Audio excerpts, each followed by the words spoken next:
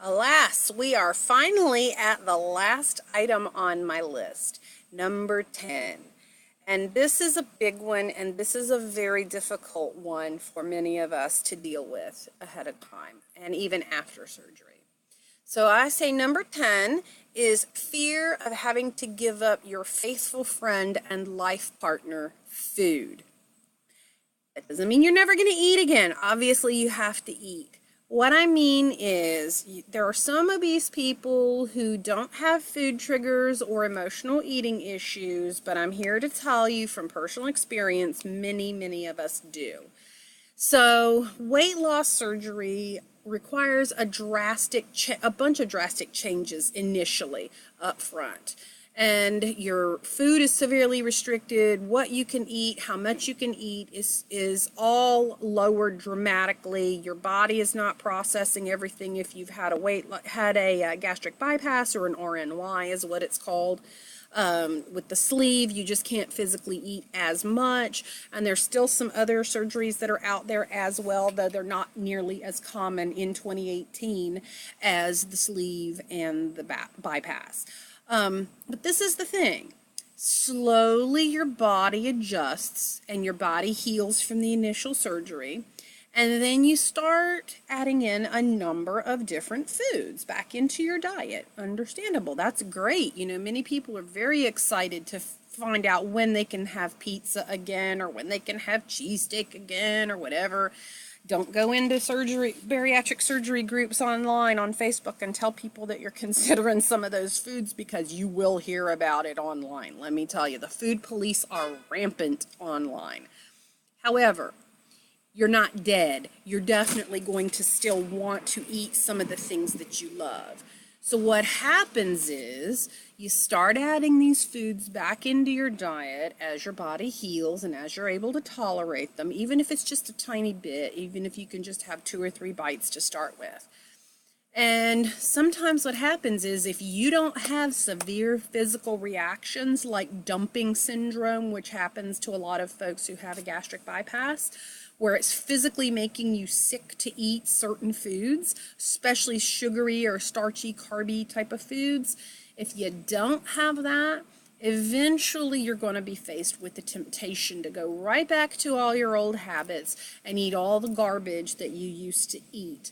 So I'm here to tell you from personal experience that even though I have severe food allergies and I can't eat a lot of the stuff that I used to eat a few years ago, even before my surgery, things like dairy and eggs and wheat and peanuts and a lot of things, like regular ice cream is off limits, etc. Most candy is off limits, like chocolate candies and such, because a lot of stuff has got milk in it. But let me tell you, you can find things that you should not be eating, even if you're severely restricted, as I am. And if you're not restricted, it's going to be that much worse to go right back to your old ways, especially if you're not throwing up if you're eating these foods from dumping. So what happens is, once you start off with all these restrictions, not being able to eat the stuff that you used to eat and you used to rely on for comfort, that you used to rely on as a crutch or a coping mechanism to deal with the emotional stuff that you weren't coping with in other ways, it can honestly feel like a really bad breakup with food. Now, this is something that you really need to prepare yourself for. I had to go through this pre-op because I had to go through this whenever I ended up being diagnosed with all my food allergies. But many of you, if you have a surgery, will, at least in the initial stages, have this experience whenever you really can't eat the things you're dying to eat in the very beginning stages after your surgery. So, bariatric surgery prep through your surgeon's office isn't going to prepare you for the emotional aspects of giving up your comfort foods or giving up the foods that you're accustomed to eating when you're out with friends or with family. Traditional holidays, there may be certain foods that you eat at a birthday or at Thanksgiving or stuff like that that are comfort foods that you won't necessarily be able to eat in the beginning, depending on when your surgery is.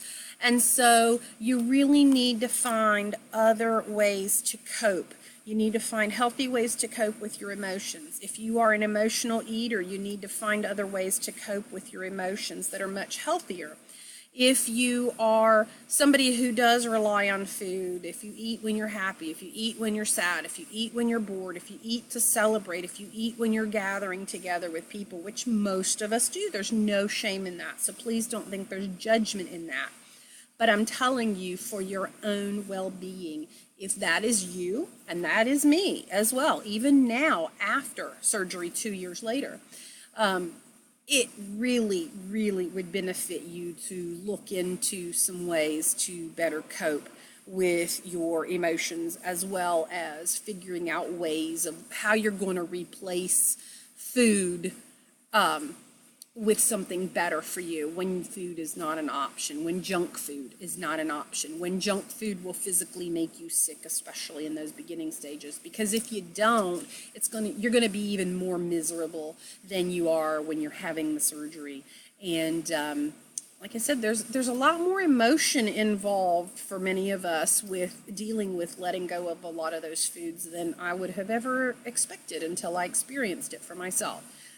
So once again, you can look for a lot of resources online with healthy eating or emotional eating.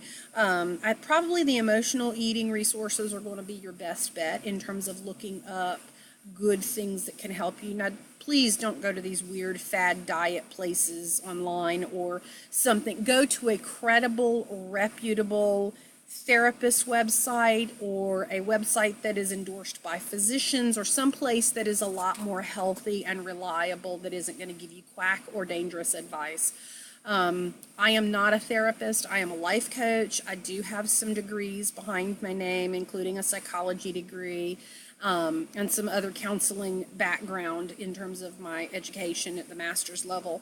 But I am not going to give you any medical advice or any therapeutic advice. I'm just going to suggest that you go seek that out, or ask your surgeon. Ask your surgeon's office if they have some resources out in the community that they can refer you to, because the whole point of this whole series has been to help you see that there's a lot of emotional things that come up that you really should try to prepare yourself for and deal with certain things ahead of time for your surgery as much as you can.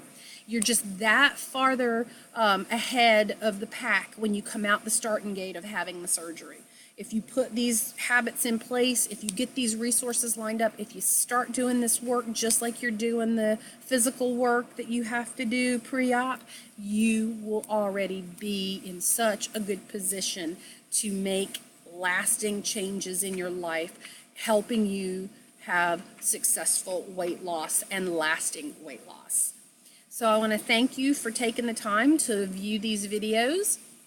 You can reach me by leaving a comment below. You can also reach me by going by my website, YourGentleNudge.com.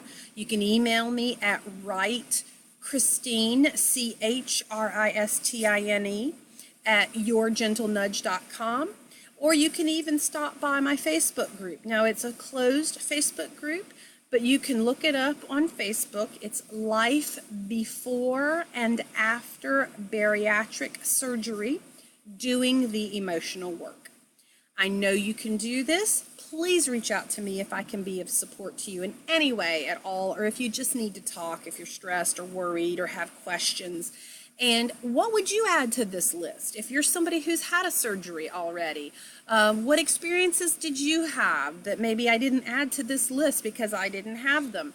Or what experiences are you dealing with right now pre-op that you're finding that are harder to deal with than you expected? Write me and let me know. And as always, I wish you all the best on your weight loss journey. You can do this.